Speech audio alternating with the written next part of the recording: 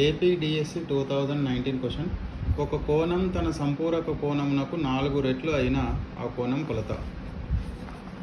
Answer, ఒక కోణం X అనుకోవాలి.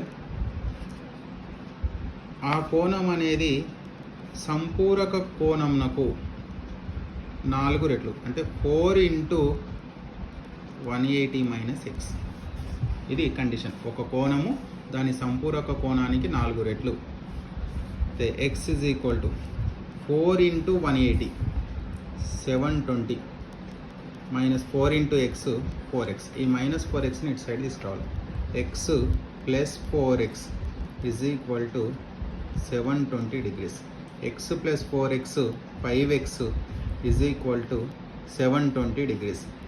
x is equal to 720 degrees by 5.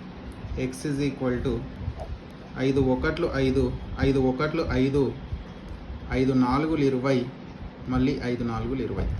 x is equal to 144 degrees. So option 4 correct.